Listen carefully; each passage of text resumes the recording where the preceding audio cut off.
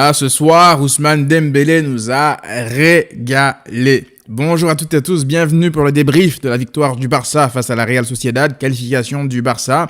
Il y a quelques trucs intéressants à dire sur ce match malgré le 1-0. Je vais commencer tout de suite par un constat qui n'aurait pas pu être plus clair que durant ce match entre ces deux mi-temps. Il y a eu aujourd'hui le parallèle parfait pour démontrer ce que je dis. Ce Barça est capable de mettre un tourbillon d'intensité selon l'adversaire, selon les matchs. Ce Barça choisit à quel moment il met l'intensité parce que on s'habitue souvent à voir ce Barça de la deuxième mi-temps un peu avec le rythme un peu mort qu'on a l'habitude de voir 60-70% du temps en Liga. Mais je commence à croire en fait que c'est voulu parce que certes tu as l'intention d'endormir l'adversaire et tout, tu multiplies les possessions défensives, ça c'est pas mal, c'est la raison d'ailleurs pourquoi, l'une des raisons pour lesquelles le Barça n'a que 6 buts encaissés en Liga, parce que ces phases de longues séquences de possessions défensives, on les a vues de nombreuses fois en Liga et Ter Stegen n'a qu'à intervenir que maximum 1 ou 2 fois dans certains matchs. Ce soir, s'il n'y a pas la boulette qu'il crée lui-même ou l'occasion de Kubo, Charlotte qui rate de manière incompréhensible, il fait pas grand chose, on le voit pas du tout quasiment du match. Donc moi je trouve ça que c'est bien par moment, mais par d'autres moments je trouve que c'est problématique. À 1-0, tu ne dois pas faire ça. À 1-0, avoir une position défensive, pour moi, c'est jouer avec le feu. Même si l'équipe en face, elle est à 10. On l'a vu que même à 10, une équipe comme la Sociedad, elle peut créer du danger. À 2-0, 3-0, c'est compréhensible. Tu veux essayer d'économiser les organismes, faut pas non plus aller à l'abordage H24. Mais la mi-temps qu'on a vue lors de la première mi-temps, certes, on aimerait voir le Barça faire ça plus souvent. Moi, ça me dérange pas de voir la deuxième mi-temps. Si on gagne 2-0 encore une fois, 3-0, là à 1-0, j'ai pas du tout aimé la fin de match. C'est pas normal que le Barça soit un peu en train de stresser en fin de match, dans un match pareil où tu as tout maîtrisé du début à la fin. En vrai, c'est tout ce que j'ai de retenir de négatif de ce match. Maintenant que ça s'est expédié, concentrons-nous sur les choses positives, notamment cette qualification demi-finale de la Coupe du Roi, qui est un objectif, tout comme la Liga, tout comme l'Europa League. Tous les titres, normalement, sont des objectifs pour le Barça. On ne choisit pas de titre au Barça, on joue pour tout gagner. Donc c'est parfait, c'est bien comme ça. Deuxième chose, cette première mi-temps, qui a été pour moi l'une des meilleures premières mi-temps du Barça depuis le début de la saison face à un adversaire de taille. Parce que la Real Sociedad, on ne le dit pas assez. Il y a des gens qui vont aussi venir te dire oui, ce n'est que la Real Sociedad, alors sans savoir en fait, alors que la Sociedad, c'est une des équipes les plus en forme de la Liga ces dernières semaines, ces derniers mois. C'est une équipe qui était sur une longue série de matchs sans défaite ou de victoire même, je sais plus. Et le Barça les a littéralement marché dessus durant cette première mi-temps. Ils étaient dominés de la tête et des épaules, ils n'arrivaient pas à enchaîner 2 passes, le ballon ne sortait pas de leur camp, de leur moitié de terrain. À chaque fois, l'intensité, le pressing du Barça les étouffait, les récupérations étaient hautes, le Barça jouait extrêmement vite, il y avait de l'intensité. J'insiste sur le terme intensité parce que, encore une fois, on l'a pas vu énormément ce type d'intensité du côté du Barça depuis le début de la saison. On l'a vu contre le Real Madrid la dernière fois, on l'a vu lors de la première mi-temps contre le Betis Séville, on l'a même vu à Munich, même si on perd durant ce match. Dans les gros matchs, le Barça sait monter le niveau d'intensité. Contre Villarreal, Bilbao, c'était pareil, on a étouffé l'adversaire, le niveau d'intensité était vraiment au niveau, et ce soir, durant cette première mi-temps, le Barça méritait de mener minimum 3 ou 4-0. Si on était un peu plus juste devant le but, dès le début, les vagues s'enchaînaient. Et moi, en fait, souvent, lorsque je regarde les matchs du Barça, un indicateur pour savoir si on fait un bon match, c'est surtout le nombre d'occasions, en fait, qu'on se crée, le nombre de vagues qui arrivent à revenir devant la surface adverse. C'est comme ça que j'essaie de jauger pour savoir, en fait, dans quel type de match, en fait, on est. Et ce soir, le ballon n'arrêtait pas de revenir inlassablement dans la surface de réparation de la Real Sociedad. Ils auraient dû même encaisser pas mal de buts durant cette première mi-temps, et le Barça manquait de réussite. Et il y a eu évidemment ce rouge, Brais Mendes qui n'arrêtait pas de donner des coups, de distribuer des coups, rouge mérité. Il a failli repartir avec la cheville de Busquets chez lui. Je sais pas à quoi il jouait. Donc voilà, il a fallu que la VAR révisionne ça pour le sortir. Ça, c'est même pas besoin de révisionner, c'est un rouge direct. Allez, ça dégage. Et derrière, justement, j'ai envie de parler de cette maîtrise en première mi-temps, un 0-0 comme ça. C'est rare que je kiffe devant un 0-0 à la mi-temps. J'étais un peu certes frustré de ne pas voir le Barça mener au score parce que ça aurait été mérité. Je me disais que voilà, on sait souvent les équipes comme ça qui sont sous l'eau, ils n'ont besoin que d'une ou deux occasions pour nous faire mal.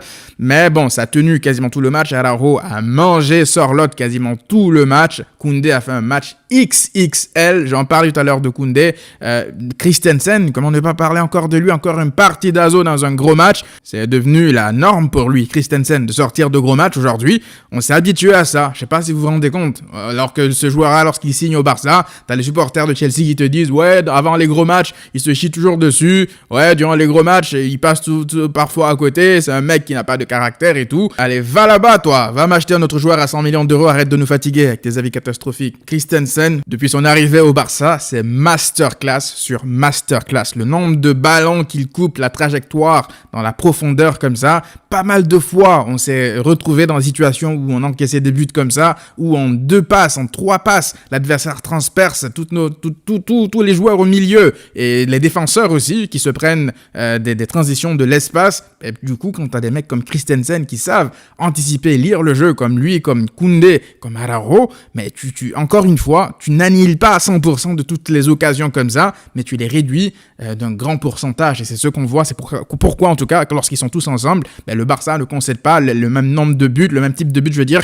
que ceux encaissés par exemple contre l'Inter, qui était clownesque quelque part. Masterclass de Christensen une nouvelle fois. Et Koundé de l'autre côté, j'en parlais tout à l'heure, et Koundé, il joue même pas à son poste de prédilection en défense centrale. Le mec, il dépanne à droite et il te sort des matchs comme ça. Koundé, en fait, la définition, le mot pour définir Koundé, en fait, c'est le terme personnalité. La confiance qu'il a en lui, les passes qu'il tente parfois, qui cassent 2-3 lignes de l'équipe adverse, c'est juste de la folie pur. Au bout d'un moment, il lance comme ça. Dembélé, le ballon était quasiment sorti en touche, mais il te sort une passe qui casse comme ça 2 lignes de la Sociedad et Dembélé se retrouve en situation favorable pour attaquer l'espace. C'est ça, c'est Koundé en fait. C'est comme ça que moi je définis Koundé. Le mec, c'est une bénédiction lui aussi de l'avoir. Dans l'effectif, il a fait un gros match et il enchaîne les gros matchs parce que c'est pas la première fois qu'on Retafe, c'est lui encore le meilleur. Bref, derrière, on est vraiment verni. Au milieu, Busquets a fait un match XXL. Je suis l'un des premiers à critiquer Busquets et même vouloir son départ en fin de saison parce que j'estime que oui, il devrait partir par la grande porte. Mais lorsque Busquets fait des matchs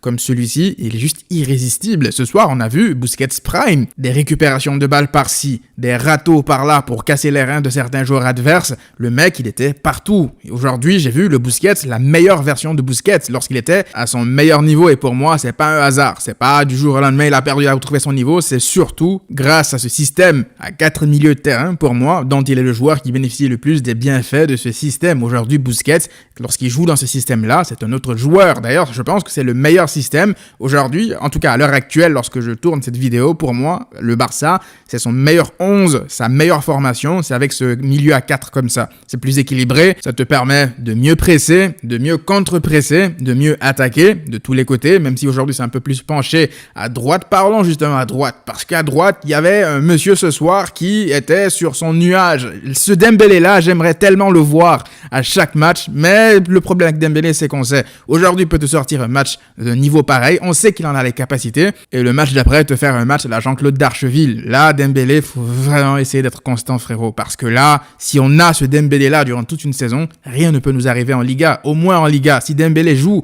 à ce niveau-là, il n'y a rien qui peut nous empêcher d'aller gagner la Liga, parce que Dembélé, en mode comme ça, électrochoc pour l'équipe, qui crée du danger constamment, qui joue aussi avec sa tête, qui ne perd pas beaucoup de ballons, qui remise de manière intelligente, qui sait quand attaquer à chaque fois. Ça, c'est vraiment sa meilleure version. Il a offert quelques caviars, dont un à Frenkie qui aurait pu se transformer en but en début de match. Il a tout fait. Son but aujourd'hui, il a fait. Et ça, justement, c'est un problème pour moi. Avec certains ailiers du Barça, même avec lui parfois, je pensais qu'il avait appris ça sous Koeman, même avec Xavi, comme ça, la saison dernière, les appels de balles. Lewandowski, Gavi font souvent des appels de balles, assez régulièrement même, mais Dembélé, Rafinha, nos ailiers en fait, eux pour le coup, 60-70% du temps, ils attendent de recevoir le ballon dans les pieds. Ils demandent le ballon dans les pieds plutôt que de multiplier justement les appels, parce que lorsque tu fais des appels et que tu es rapide, tu as plus de chances de déstabiliser une défense. Ce qui s'est passé sur le but aujourd'hui. Dembélé, il devrait multiplier les appels, même s'il ne reçoit pas le ballon tout le temps. Il peut créer des brèches pour ses partenaires, pardon. Il faut faire des appels, en fait. C'est pas tout le temps que tu vas réussir à éliminer des joueurs balle au pied. Donc, faut faire des appels. Globalement, qu'est-ce qu'il y a à retenir de ce match? C'est que le Barça a maîtrisé en deuxième mi-temps. Le Barça a fait globalement un bon match. J'espère que la blessure de Pedri n'est pas grave. Ça m'étonnerait. Je pense qu'il a juste reçu un coup. Et dernier petit détail négatif pour moi, en tout cas un petit détail qui me dérange un peu, c'est que sur les 3 derniers matchs du Barça au Camp Nou, on a marqué que 3 buts. Pour moi, c'est pas assez. On doit marquer beaucoup plus de buts au Camp Nou. On ne peut pas se contenter des 1-0. On est Al-Qaïda, nous. Ça y est, on laisse ça aux autres. On sait que, voilà, nous, on aime marquer beaucoup plus de buts. D'ailleurs, je pense que certains d'entre vous aujourd'hui, même s'il y a la victoire, le 1-0, ça dérange un peu. Mais bon, on va pas chipoter. Ça reste une victoire, une qualification. C'est le plus important ce soir. On avance en demi-finale. On attendra de voir le tirage au sort pour voir qui on affrontera en demi-finale. Vous, dites-moi quel joueur vous a impressionné durant ce match en dehors de Dembélé. Je dis bien en dehors de Dembélé. C'est qui pour vous l'homme du match? Dans les commentaires, on se retrouve nous pour une prochaine vidéo. D'ici là, prenez tous soin de vous et à très vite.